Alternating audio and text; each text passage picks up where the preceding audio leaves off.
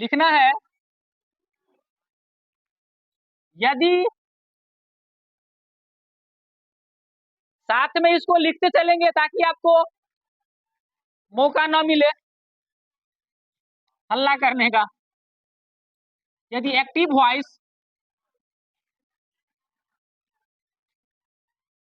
की बनावट, यदि एक्टिव वॉइस की बनावट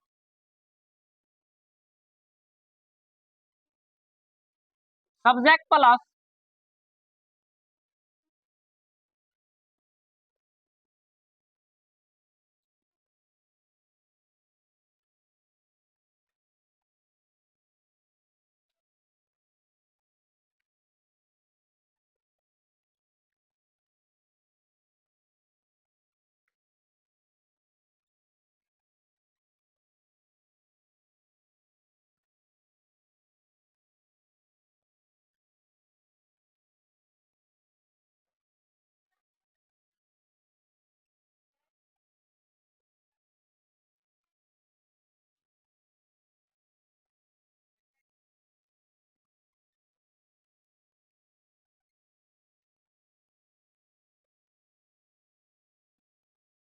यदि सेंटेंस की, यदि एक्टिव वॉइस की बनावट या सेंटेंस की बनावट, यदि जो भी सेंटेंस हमको मिलेगा उसकी बनावट subject plus am is are was were have has had plus to plus V1 plus subject के आधार पर हो, यानी के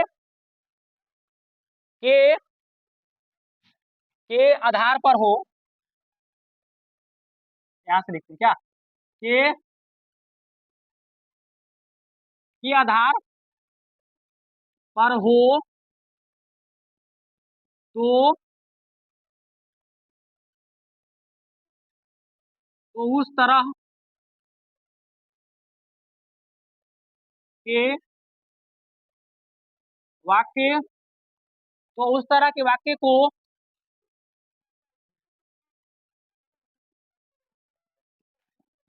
पेसिव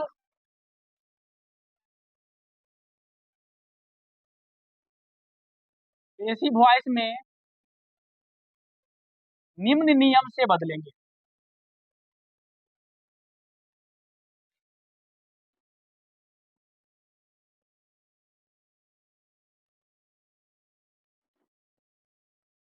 निम्न नियम से बदलेंगे, यानी जब भी कोई भी सेंटेंस हमको देगा, यदि उसकी बनावट जो हेल्पिंग वर्ब है वो यानी subject plus am is are plus was were या हैव हैज या हैड ये हो, ठीक ना, तो तो हम लोग उसको अगर हम बनाएंगे तो कैसे बनेगा, यानी ये तो हो गया एक्टिव का बनावट, स्ट्रक्चर, कंस्ट्रक्शन, जो भी कहो, ठीक ना, बनावट हो गई। जब उसको हम पैसिव में बदलेंगे तो पैसिव फॉर्म अलग होगा, ठीक ना, पैसिव फॉर्म जो होगा वो अलग होगा।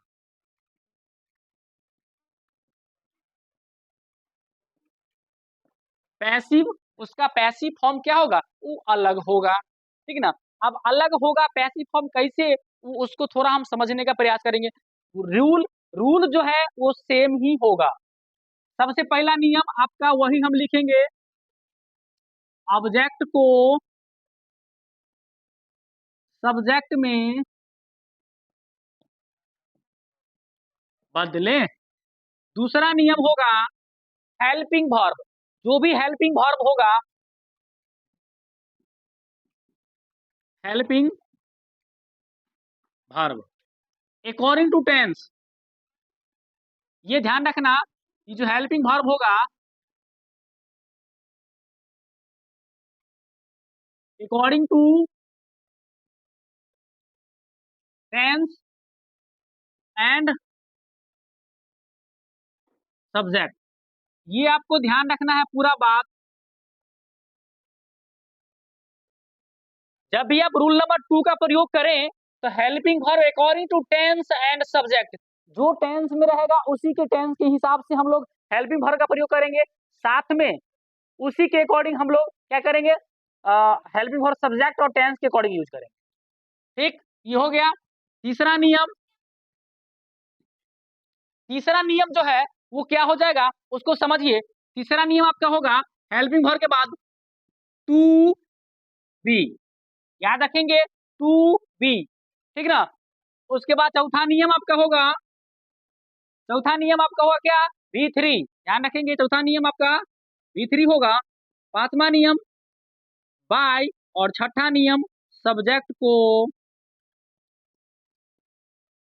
ऑब्जेक्ट में बदलें। मैं हर एक बात को बोलता भी हूं ताकि आपको लिखने में परेशानी ना हो, ठीक ना।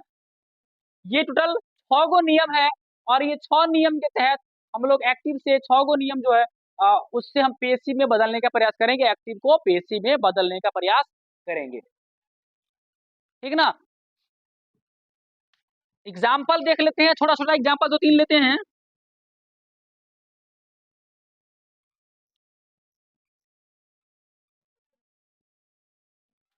एकदम छोटा एग्जाम्पल लिखते हैं, I am to do it. देखिए एक बहुत ही छोटा सा एग्जाम्पल मैंने लिया है, I am to do it. सबसे पहले हम एक चीज मिला लेंगे कि ये एक्टिव फॉर्म में है कि नहीं, ठीक ना, ताकि हम पेशी में इसको आसानी से बना पाएंगे। चलिए इसको देखिए, बनाइए, बनेगा ही, ये बनेगा ही।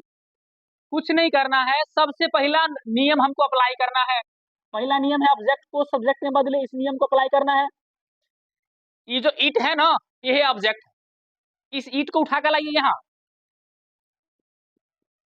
बना दीजिए पेशेंट का सब्जेक्ट, बन गया। दूसरा नियम है helping verb according to tense and subject. तो देखिए यहाँ पर एम लगा हुआ है, तो यानी एम इज आर वाला टेंस में, यानी प्रेजेंट टेंस का बात है, ये एम इज आर लगा हुआ है, प्रेजेंट टेंस का बात है। तो प्रेजेंट टेंस में एम इज आर में से ही तीनों में से एक का प्रयोग करेंगे, ठीक ना। तो इट के साथ एम इज आर में से क्या लगेगा, इज लगेगा, तो इट इज लिखेंगे, इट इज। दूसरा नियम खत्म हो गया। तीसरा नियम है टू बी, तो लिख देंगे टू बी। तीसरा नियम के बाद चौथा नियम है V3। तो ये डू जो है ये V1 है, ध्यान से देखो, ये जो डू है ये वर्ब का फर्स्ट फॉर्म है, तो रूल में है V3, यानी वर्ब का तीसरा फॉर्म। देख लो यहाँ है ना V1, दिख रहा है V1, उसी V1 को हम पेसिव में जब बदलते हैं बउआ रे, तो इसी V1 को हम क्या करते हैं, V3 में बदल देते हैं, ठीक ना। इसी V1 को किसे बदलते हैं, V3 में बदलते हैं। तो ये हो जाएगा आपका डू का डन, हो जाएगा it is to be done. Clear है।